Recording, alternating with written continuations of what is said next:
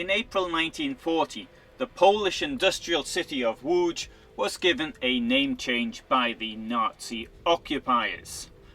It became Litzmannstadt, as we can see from this newspaper of the 12th of April 1940. The Nazis gave German names to many places, but normally it was just a German form of a Polish or other name. Łódź already had a German form. It was, and is, Lodsch. The city was renamed Litzmannstadt after General Litzmann, who had captured Łódź in the First World War. The Litzmann family comes from the area of Neuruppin, north of Berlin, and has a long history. In the middle of the 16th century, the family was already a landowning family, and two Berlin mayors came from it, Caspar Litzmann in 1695 and Joachim Litzmann, who was mayor from 1709 to 1712. The father of General Karl Litzmann was the owner of a glassworks and a forest estate in Neuglobsow on the Großer Strecklinsee Lake. Karl Litzmann was born on the 22nd of January 1850 in Neuglobsow. On the 1st of April 1867 he joined the Prussian army in Berlin as an officer cadet and was commissioned second lieutenant on the 9th of August 1868. He participated in the Franco Prussian War of 1870 to 1871, during which he was awarded the Iron Cross. After the war, he had various postings, including Dessau, Berlin, Neisse, Katowice, Stettin, Posen, Gnesen, Marienburg, Colmar and Minden. He was promoted captain in 1880, major in 1887, lieutenant colonel in 1892, colonel in 1895, major general in 1898, lieutenant general in 1901. On the 12th of September 1901, Karl Litzmann replaced Lieutenant General Georg von Rechenberg to become the head of the Prussian War Academy. In this role, he had arguments with the general staff which led to him receiving early retirement compulsorily. He was then 55 years old.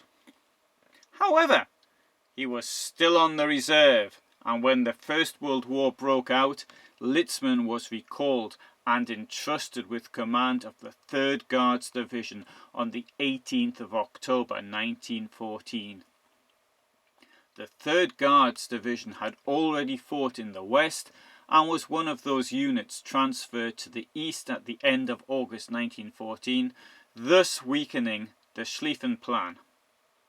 Litzmann thus took charge of the unit just before the Battle of Łódź, and it was here that he made a name for himself. German troops had advanced too quickly and were surrounded by the Russian army at Brzeziny to the northeast of Łódź. A disaster loomed with at least 8,000 German troops caught in a pocket.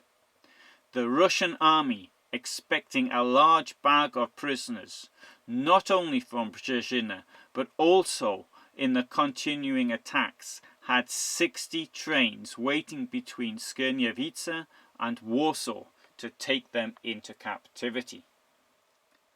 Litzmann was probably not the greatest general in the German army. He argued with his more cautious superior, Reinhard von Schlieffen-Boyardel. Litzmann was more reckless, and he was prepared to take chances. Maybe he didn't plan as well.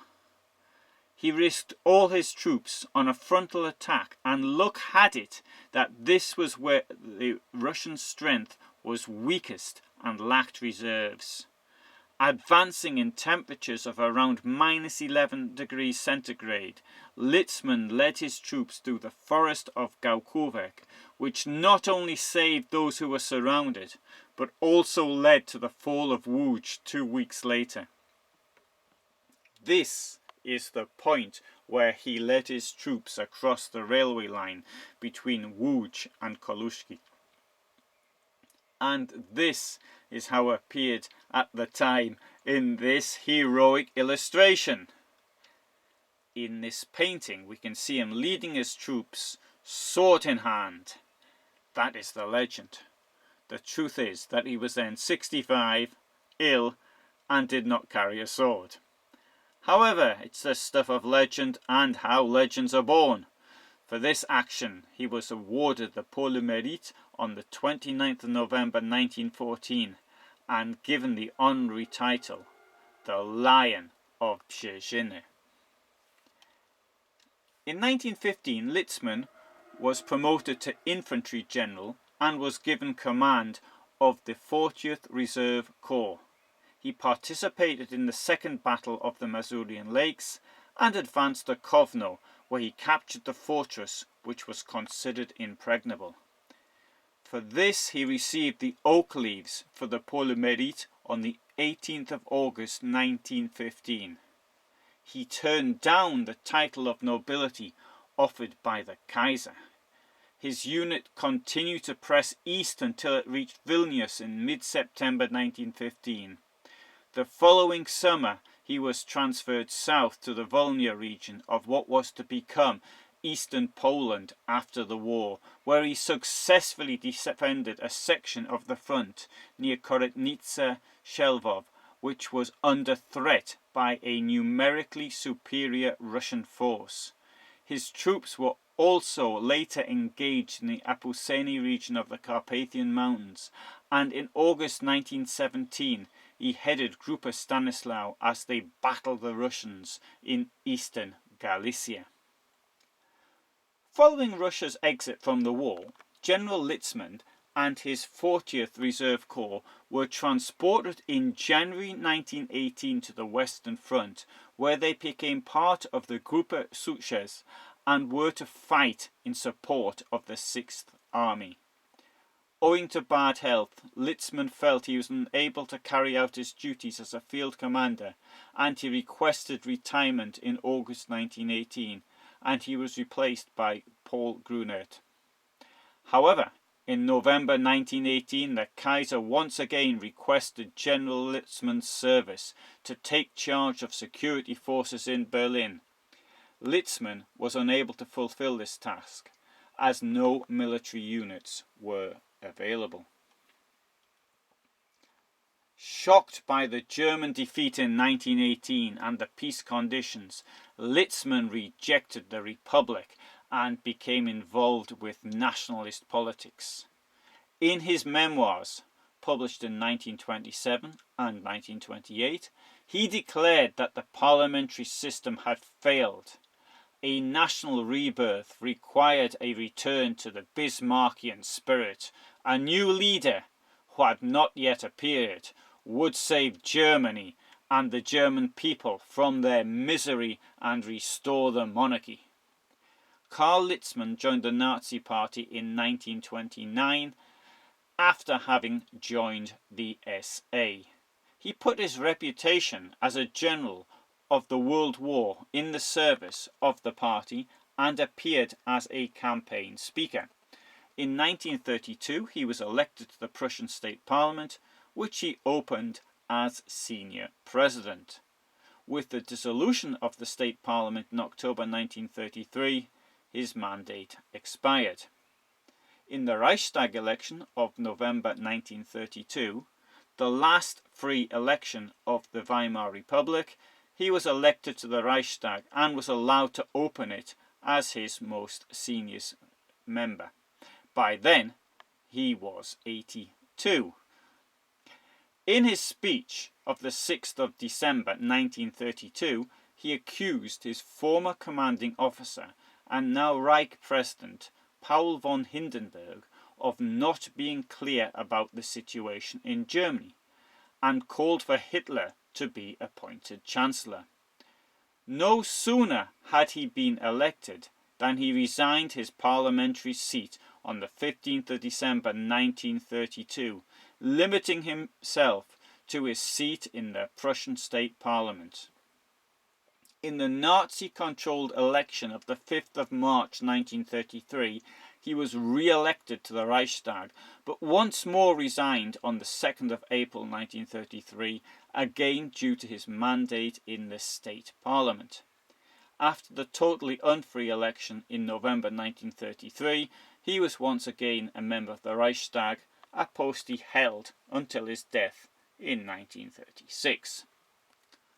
From July 1933, he was a member of the Prussian State Council, appointed by Hermann Göring. Litzmann was devoted to Hitler. On the 2nd of July 1934, immediately after the Night of the Long Knives, he stood by Hitler and spoke on his behalf. Litzmann died in 1936. He was not buried in the Tannenberg Memorial, as might have been expected, but nonetheless his funeral in Neuglobsow was staged as a state event. After the annexation of the Vaterland, the former Polish cities of Łódź and Brzeziny were given German names in honour of Karl Litzmann. It seems as though Brzeziny was originally to be named Litzmannstadt, although a commission went there and decided it was not good enough to bear the name of the general. Therefore Brzeziny became Leuitenant, the city of the lion, after the Lion of Brzeziny. Both reverted to their original names after the end of the occupation. It was not just the towns that did not keep his name. The Berlin Friedrichsreal Gymnasium, where Litzmann had graduated from high school in 1866, had his name from 1938, before it was named the Leibniz School after World War II. A street in Passau was also named after him during the Nazi period. Karl Litzmann was made an honorary citizen of the town of Neuruppin in 1925. This honorary citizenship was revoked in 2007 due to his support for Hitler. However, his honorary citizenship of another town lasted longer. Rechenberg is located around 20 kilometers north of Neuruppin. In 1915, Karl Litzmann received honorary citizenship due to his victory at Brzeziny. In 1929, a war memorial was inaugurated in the town. However, Litzmann was not allowed to open it under the Reich war flag. Only the flag of the Weimar Republic was permitted. As a result, Litzmann angrily returned his honorary citizenship.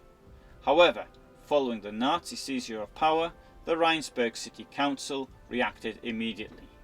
On the 30th of March 1933, they decided to reappoint Litzmann as an honorary citizen, and on 3rd of April 1933, the mayor agreed. The certificate was issued on the 31st of October 1933.